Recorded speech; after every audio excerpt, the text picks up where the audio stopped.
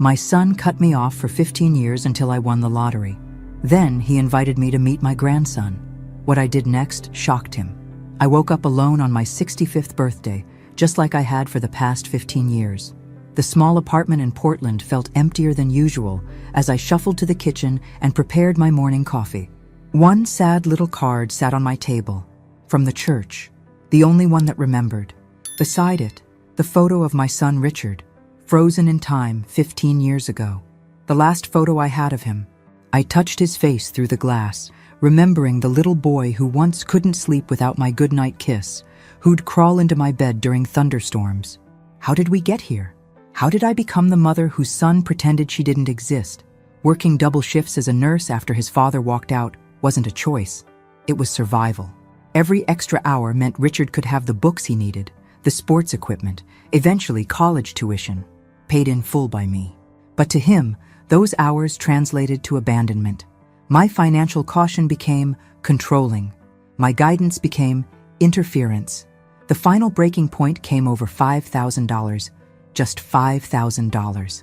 This is a once-in-a-lifetime opportunity, Mom. MedTech Solutions is going to revolutionize the market.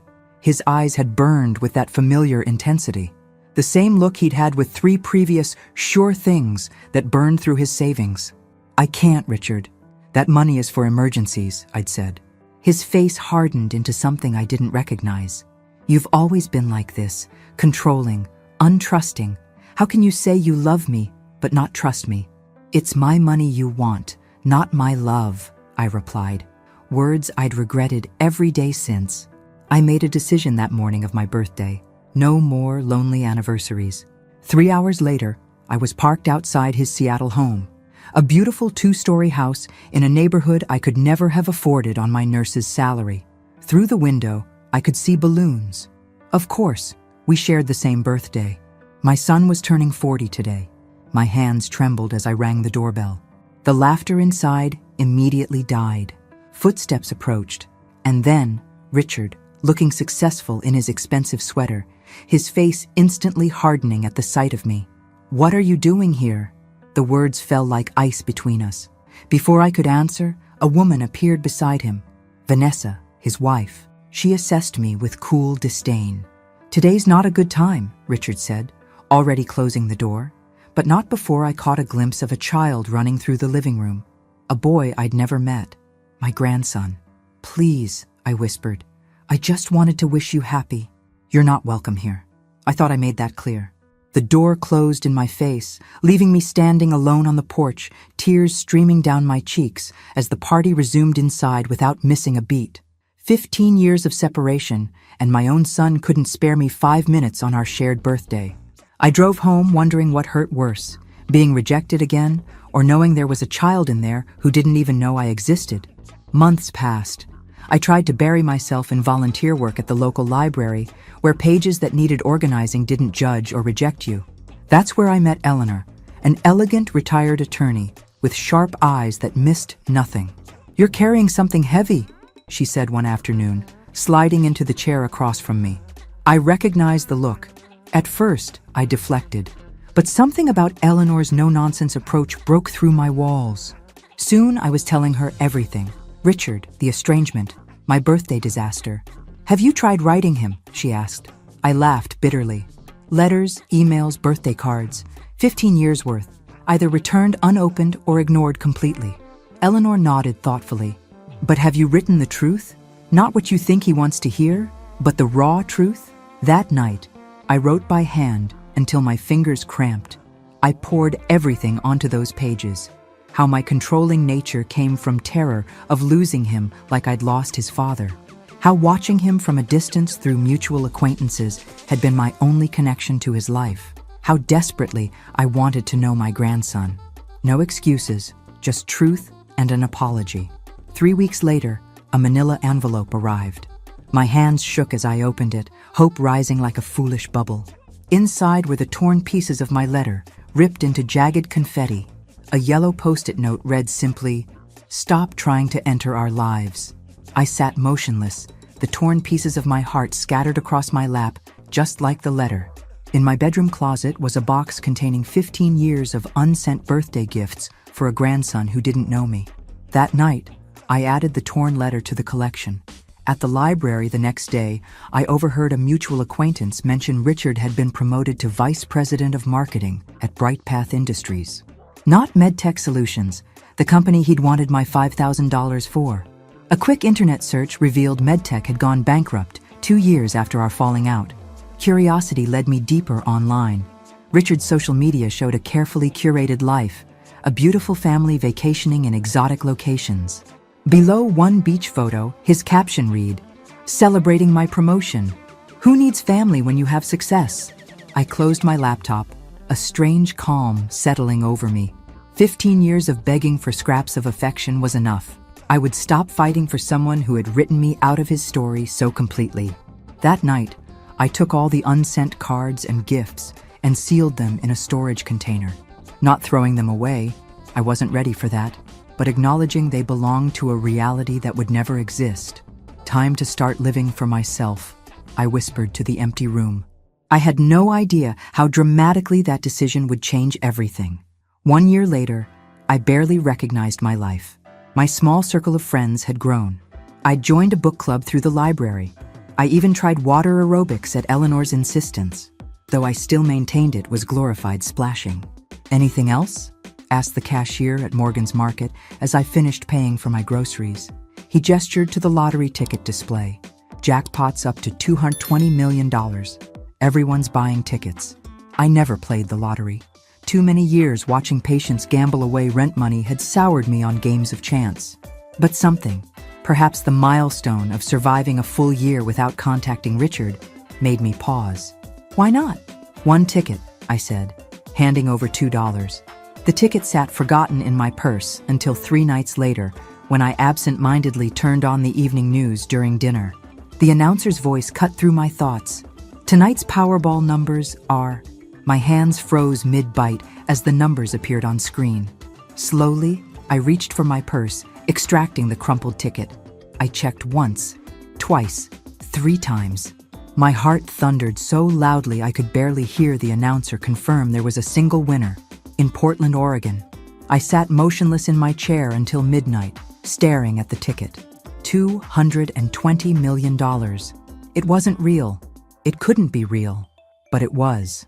The attorney I contacted the next day looked equally stunned. "Ms. Wilson, you understand that's $128 million after taxes as a lump sum payment?" I nodded, still numb. "Oregon allows winners to maintain some anonymity by claiming through trusts or LLCs," he explained. "The name will be public record, but we can create something generic."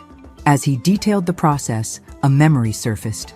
Richard's face when I'd refused him that $5,000. His bitterness that I didn't trust his judgment. Now here I sat, trying to process more money than I could comprehend. "You have no idea how many people will come crawling out of the woodwork," the attorney warned. "Family you haven't heard from in decades will suddenly remember how close you were." Family. The word hung in the air between us. Richard's face flashed in my mind, followed by the glimpse of my grandson I'd caught before the door closed in my face. A strange feeling settled over me. Not excitement or even happiness, but something sharper. For 15 years, I'd been powerless, begging for crumbs of attention. Now, for the first time, I held the cards. "Set up the trust," I said quietly, "and I'd like to discuss how to keep this as private as possible." As I left his office, stepping into the bright Portland sunshine, I felt something I hadn't experienced in years. Power. 6 months passed while I followed my financial advisor's guidance. I established the Wilson Family Trust to receive the lottery winnings, maintaining a low profile. Outwardly, nothing changed. I still volunteered at the library, lived in my apartment, and drove my 10-year-old Honda. "You're the most disciplined lottery winner I've ever seen," Eleanor remarked over coffee. As my only confidant, she'd watched me meticulously plan while rejecting the usual lottery winner splurges. "I learned discipline raising a child on a nurse's salary," I replied. "Besides, flashy spending attracts attention." I did allow myself one carefully calculated indulgence. A modest but beautiful 3-bedroom house in a quiet Portland neighborhood. To explain the purchase to acquaintances, I casually mentioned selling family property in the Midwest, that had been tied up in legal disputes for years. 6 months after claiming my winnings, I was arranging books at the library when my phone buzzed with an email notification. My heart stuttered when I saw the sender, Richard Wilson. "Mom, it's been a while. Heard from Sarah Miller you moved to a nicer house. Everything okay? Maybe we could talk sometime." 15 years of silence, and now this casual message, as if we'd spoken last week. I leaned against the bookshelf, hands shaking. That evening, I researched Bright Path Industries and discovered they were embroiled in a marketing ethics scandal. Several executives were under internal investigation. Richard's name appeared in multiple articles. The timing was too perfect to be coincidence. Richard's sudden interest after 15 years, just as his professional life was imploding, and just after hearing I might have come into some money, I crafted a careful response. "Richard, it's nice to hear from you. Nice to..." "Yes, I sold some family property and upgraded to a safer neighborhood. How are you and your family doing?" His reply came within minutes, warmer, longer, mentioning his challenging work situation and introducing my grandson. "Nathan is 12 now. He's always wanted to meet his grandmother. Perhaps we could have lunch sometime." Always wanted to meet me? The boy who didn't know I existed until Richard needed something? I stared at my phone, a strange calm settling over me. For 15 years, I'd have given anything for this invitation. Now it felt hollow, transparent. Still, there was Nathan, the innocent in all this. A child who deserved to know his grandmother, regardless of his parents' motives. "I'd love that," I replied, even as my mind began forming a plan. Seattle's Harbor View restaurant was Richard's choice, upscale enough to impress, with floor-to-ceiling windows showcasing Elliott Bay. I arrived early, dressed simply but well in a blue dress I'd splurged on. My only visible concession to my new wealth was my car, a new Volvo SUV that I'd justified as safer for potential visits from a grandson. Richard, Vanessa, and Nathan arrived precisely on time. Richard looked thinner than I remembered, tension lining his handsome face. Vanessa was polished to perfection in designer clothes that couldn't quite hide her calculating gaze. And Nathan, my heart squeezed at the sight of him, tall for 12, with Richard's eyes and a cautious expression that broke my heart. "Nathan," I said softly, resisting the urge to hug him. "I'm so happy to finally meet you." The boy glanced uncertainly at his father before extending his hand formally. "Nice to meet you too, Mrs. Wilson." "You can call me Grandma," I offered. "Or Margaret if that's more comfortable." Richard steered us to our table, immediately dominating the conversation with stories about Nathan's academic achievements and sports victories, all told as if he were presenting a resume rather than describing a child. Throughout lunch, Richard and Vanessa peppered me with questions about my windfall from the family property. "Must have been significant to afford that neighborhood," Vanessa commented, eyeing my simple jewelry as if assessing its value. I deflected, focusing instead on Nathan. "What subjects do you enjoy in school?" His eyes lit up. "Science and history. I'm doing a project on immigration patterns right now, actually. My teacher says..." "Nathan excels in everything," Richard interrupted. "Top of his class, like I was." I noticed how Nathan's shoulders slumped slightly at the interruption, how his enthusiasm dimmed. It reminded me painfully of Richard at that age, when his father would dismiss his accomplishments. When the check arrived, Richard patted his pockets theatrically. "Seems I left my wallet in my other jacket." I smiled placidly, noting the expensive watch still on his wrist, and covered the bill without comment. In the parking lot, Richard casually mentioned, "We're going through a rough patch. The company's reorganizing, and Nathan's private school tuition is due soon." I nodded non-committally. "I'm just glad we're reconnecting." As Richard and Vanessa argued about something by their car, Nathan approached me hesitantly. "You don't seem sick," he said, voice low. "Sick?" He glanced nervously toward his parents. "Dad said you had a brain disease that made you confused and weak. That's why you never visited or called." My heart froze. Before I could respond, Richard called sharply for Nathan. The boy quickly grabbed my phone, typing something before running back to his parents. Driving home, I checked my phone. Nathan had added his contact information with a simple message. "Can we talk sometimes?" Tears blurred my vision, but they weren't from sadness anymore. They were from something much more dangerous. Rage. Richard increased contact in the weeks following our lunch, each message thinly veiling references to his financial difficulties. Meanwhile, I developed a careful relationship with Nathan through text messages, never contradicting Richard's lies directly, but sharing stories of my active volunteer work and travel with friends. "Did you really climb Mount Hood last year?" Nathan texted one evening. "Dad said your condition made it hard for you to even walk sometimes."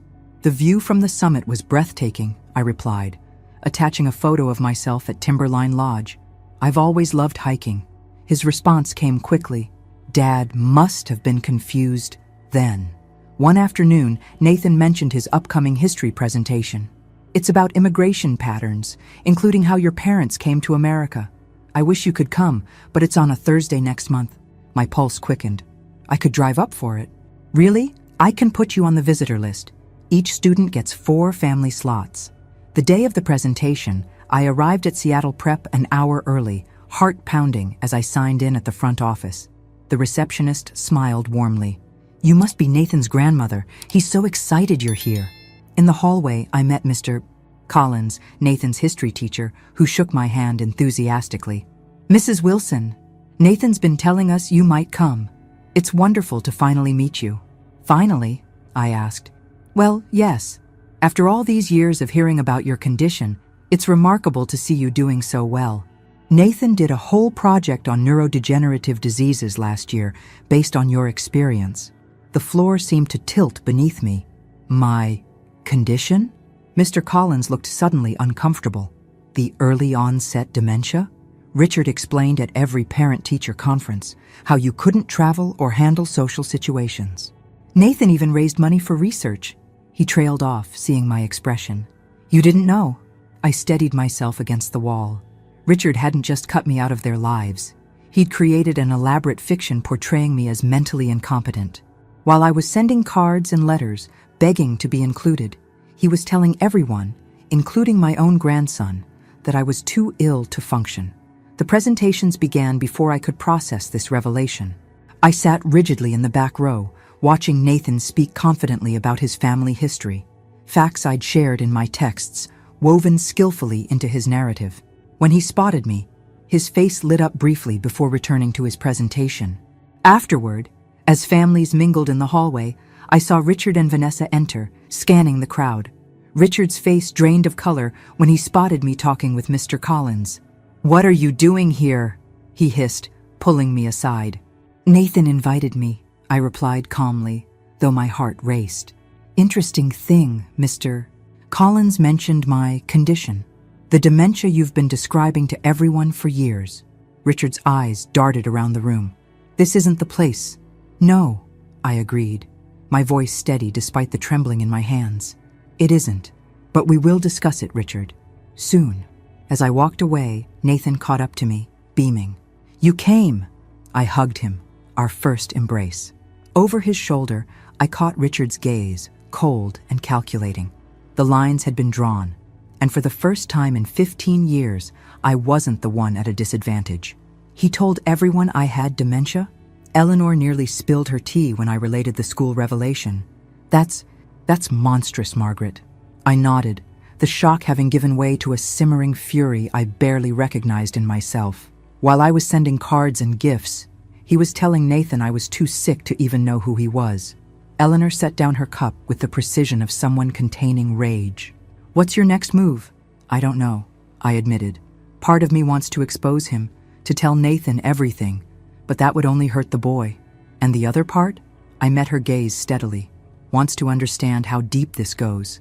The next day, Eleanor connected me with Martin Reeves, a discreet private investigator whose services she'd used during her legal career. "Just information gathering," she assured me. "Nothing illegal." Martin's findings exceeded my darkest suspicions. Richard was drowning in debt, a mortgage underwater, credit cards maxed out, high-interest loans. The BrightPath scandal involved marketing campaigns that exaggerated benefits and downplayed side effects of certain medications, with Richard's signature on the approvals.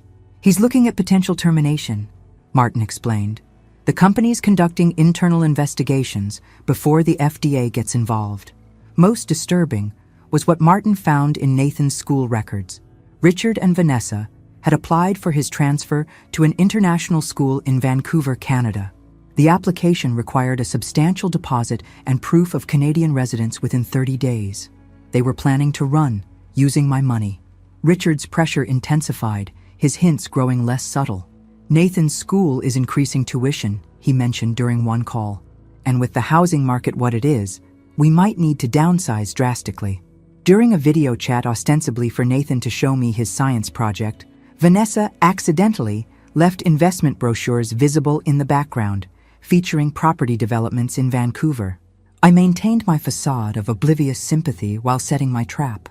I mentioned my planned visit to a financial advisor, adjusting my will to include Nathan, and arranged for Vanessa to accidentally glimpse substantial bank statements in my purse during a brief coffee meeting, showing only a fraction of my wealth, but enough to hook them completely.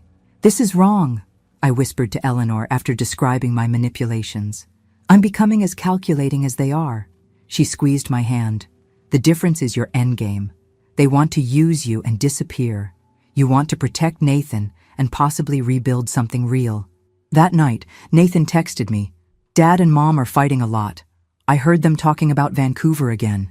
Dad says you're the solution to everything if he can just close the deal soon." What does that mean? I stared at my phone, heartbreaking for this child caught in his parents' schemes. Whatever happened next, Nathan deserved better. "I'm not sure, sweetheart," I replied, "but don't worry. I promise I'll always be here for you, no matter what." It wasn't a promise I would break, not like the ones Richard had been making all these years. "I appreciate you making time for dinner, just the two of us," Richard said, his smile not quite reaching his eyes. He'd chosen another expensive Seattle restaurant, far beyond what his financial situation should allow. "Of course," I replied, studying my son across the table. In the soft lighting, I could still glimpse the boy I'd raised, a flicker beneath the mask of the desperate man he'd become. Richard launched into an obviously rehearsed speech about family reconciliation, carefully crafted to pull at my heartstrings. "I've been too proud," he admitted with practiced humility, "holding on to old grievances when we should be coming together as a family." I nodded encouragingly, noticing how his eyes flicked to my purse beside the table. "Nathan adores you," he continued. "He talks about you constantly. Having his grandmother in his life has been so meaningful." "I treasure our relationship," I said truthfully. "He's a remarkable boy." Richard leaned forward, voice dropping. "Mom, I've been meaning to discuss something important, an opportunity that could solve several problems at once." Here it comes, I thought. "I'm starting a new venture, a consulting firm focused on pharmaceutical marketing compliance. The irony, right?" He laughed without humor. "With my insider knowledge of what not to do, I could help companies navigate regulations ethically." I maintained an interested expression as he outlined his business plan, noting how the projected startup costs conveniently matched his current debt load. "I'm offering you a chance to invest in something meaningful," he concluded. "Not just a business with excellent return potential, but in our family's future. If you help with this startup and maybe assist with our current cash flow challenges, I promise you'll be a permanent part of Nathan's life." My son was literally selling access to my grandson. "You're not asking for charity," I repeated his words back to him. "You're offering a partnership, in business and family." He nodded eagerly. "Exactly. And we'd be nearby. Well, relatively nearby." "Oh?" "Vancouver has an emerging biotech sector. Nathan's already on the wait list for Cambridge International Academy there. It's very exclusive, only accepts 50 students per grade. We need to secure his spot with a deposit by next week." I took a sip of water, buying time. "Vancouver? British Columbia? That's quite a move. A fresh start," he said smoothly. "For all of us. You could visit any time." Just as Martin had discovered, they were planning to take my money and flee across the border. "I'll need to think about it," I said carefully. Richard's smile tightened. "Don't take too long. These opportunities have timelines." That night, a text from Nathan appeared. "Grandma, I overheard Mom and Dad fighting after you left.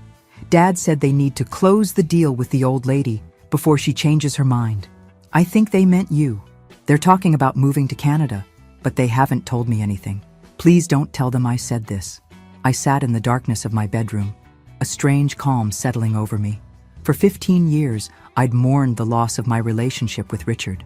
Now I mourned something different, the man I'd thought my son was. It was time to end this charade. "I'm so pleased you could all come for the weekend," I said, welcoming Richard, Vanessa, and Nathan into my Portland home. I'd suggested they visit to discuss my investment decision, bait they couldn't resist. My new house was comfortable, but not extravagant, a deliberate choice to maintain my cover story. Still, I noticed Vanessa's eyes cataloging every item, mentally calculating values.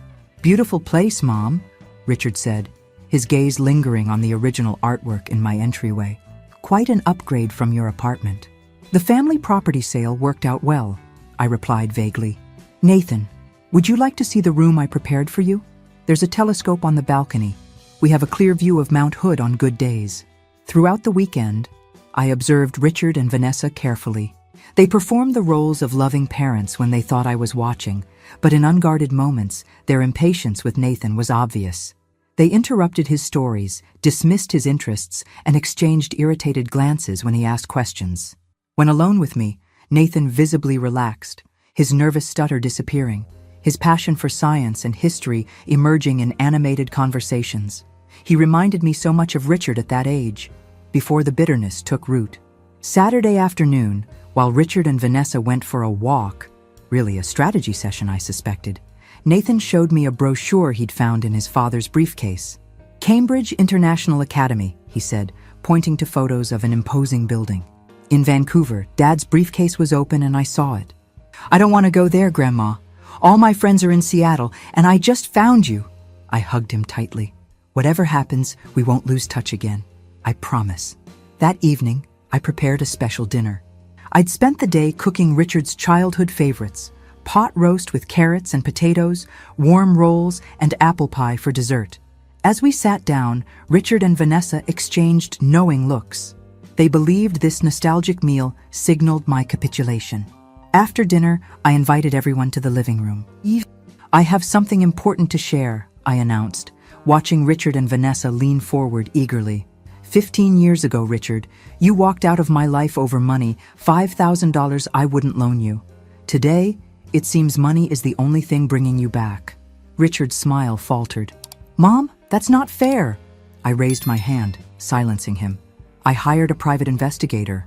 The color drained from Richard's face as I placed a folder on the coffee table. "He documented everything. The lies about my dementia, your financial problems, the Vancouver plans you're hiding from Nathan, and the Bright Path investigation. I know why you suddenly remembered you had a mother after 15 years. Vanessa stood abruptly. "This is outrageous! You spied on us?" "I protected myself," I corrected calmly. "And Nathan?" Richard's shock gave way to anger. "So this whole reconciliation was just a setup? You're no better than you claim we are." "The difference," I said quietly, "is that I genuinely wanted to know my grandson. You just wanted my money." Nathan's voice broke through the tension. "Is it true, Dad? About Grandma's disease? About Vancouver?" The silence that followed was all the confirmation he needed. The next morning, after a night of painful truths, we gathered again in my living room. Richard looked haggard, Vanessa tense, and Nathan, my heart ached for him, had the bewildered expression of a child whose world had shifted beneath his feet. "I have a proposal," I said, placing a manila envelope on the coffee table. Richard eyed it suspiciously. "More investigator reports?" "No, a potential solution." I outlined my terms clearly. I would pay off their mortgage and establish an educational trust for Nathan, with conditions. They must remain in Seattle. Nathan would spend 1 weekend a month with me. Richard would face the Bright Path situation honestly instead of fleeing. And most importantly, all of us, including me, would attend family therapy. "You're bribing us," Vanessa said flatly. "I'm offering a path forward," I corrected. "Not just throwing money at the problem and hoping it disappears, which was your plan, wasn't it?" Richard's face flushed with anger. "You have no right to dictate our lives." "No, I don't," I agreed. "You're free to decline. Continue with your Vancouver plans if you can fund them. Try to outrun the Bright Path investigation. But Nathan stays in my life either way." "You can't." "I can petition for grandparent visitation rights," I interrupted, "especially given the documented pattern of deception you've maintained. Eleanor has already prepared the paperwork." This was a calculated risk. Grandparent rights were difficult to enforce. But Richard didn't know that. "You're blackmailing us," he said, voice shaking. "I'm offering you a chance to rebuild something real," I replied. "Not based on lies or money, but on honesty. It won't be easy. Trust has been broken on all sides. But Nathan deserves better than what any of us have given him so far." Vanessa, ever practical, studied the financial details in the envelope. "We need time to discuss this." Nathan, who had been silent throughout, finally spoke. "Why did you lie about Grandma all these years?" he asked his father. "Why did you tell everyone she was sick?" Richard wouldn't meet his son's eyes. "It was complicated, Nathan." "No, it wasn't," Nathan insisted, a new firmness in his voice. "You lied because it was easier than telling the truth, that you didn't want me to know her." In that moment, I saw something shift in my grandson, a recognition of adult fallibility that comes too early for some children. He looked at his father, not with anger, but with disappointment, perhaps the most painful thing a parent can see in their child's eyes. "I think Grandma's idea is good," Nathan said quietly. "I want to try therapy. I want to stay in Seattle with my friends. And I want her in my life." Richard looked at his son as if seeing him for the first time, not as an extension of himself or a piece in his life's chess game, but as a separate person with thoughts and feelings of his own. "Nathan," he began, but seemed unable to continue. Vanessa reached for the papers, her practical nature asserting itself. "We'll review these terms," she said tightly. As they prepared to leave that afternoon, Nathan hugged me fiercely. "I'll see you in 2 weeks," he whispered, "no matter what they decide." It wasn't a question but a statement, the first declaration of independence from a boy becoming his own person. And in that moment, despite everything, I felt a flicker of hope. 18 months later, I adjust the birthday streamers in Richard's Seattle backyard. Today we're celebrating 3 things: my 67th birthday, Richard's 42nd, and Nathan's middle school graduation. The gathering is small, just family, Eleanor, who drove up with me, and a few of Nathan's friends. The journey to this day wasn't smooth. Richard initially accepted my conditions more from necessity than choice. He cooperated with BrightPath's investigation, accepting a significant demotion rather than termination. Vanessa briefly considered divorce, but eventually recognized her own role in their problems, her status seeking and willingness to overlook questionable choices to maintain their lifestyle. Our therapy sessions revealed painful truths: Richard's resentment over my long working hours when he was young, my fear of abandonment after his father left, Vanessa's insecurities stemming from her own dysfunctional family. We uncovered layers of hurt that had been festering for decades. The first 6 months were the hardest. Richard would shut down emotionally during sessions. Vanessa alternated between cooperation and passive aggression. I confronted my own guilt about controlling Richard too tightly in his youth. Nathan, caught in the middle, gradually found his voice, forcing us adults to see how our actions affected him. Nathan's monthly visits to Portland became sacred time, initially accompanied by either Richard or Vanessa, later on his own once he turned 14. These visits provided respite from the tension that often lingered at home and created space for honest conversations away from the pressure of daily life. Slowly, almost imperceptibly, things began to change. Richard, faced with the consequences of his choices and seeing how Nathan flourished with me in his life, started lowering his defenses. During one particularly difficult session, he finally admitted the truth behind his elaborate lie about my condition. "It was easier to say you were sick than to admit I cut you out because of pride. And then I was trapped in the lie for years." Now, watching Nathan show Richard his science fair project on the patio, something unimaginable a year ago, I feel Vanessa approach with 2 glasses of lemonade. "He still struggles to say it," she says, nodding toward Richard. "But things are changing. He talked about you yesterday, good memories he'd forgotten." "Families are complicated," I reply. "None of us gets it right all the time." Later, after everyone leaves, Nathan gives me his gift, a photo album he's created throughout the year, mixing old pictures of Richard and me with new ones of all of us together. On the last page is a recent photo of the 4 of us, with a simple caption, "Family, imperfect, but ours." I realized then that my true victory wasn't the lottery, which remains a secret I never fully revealed, though Richard and Vanessa occasionally speculate about the true source of my funds. My victory was rediscovering that family isn't built on perfection, but persistence. Not with money, but with time. Not with revenge, but with the courage to face difficult truths and begin again, even when it seems impossible. That night in my hotel room, I finally opened the box where I'd kept the torn pieces of my letter and the gifts never delivered. I select a few items to preserve as mementos of the journey, not as symbols of bitterness, but as markers of a difficult path that finally led somewhere better. The past can't be erased, but the future is still being written, one day at a time. Thanks for listening. Don't forget to subscribe and feel free to share your story in the comments. Your voice matters.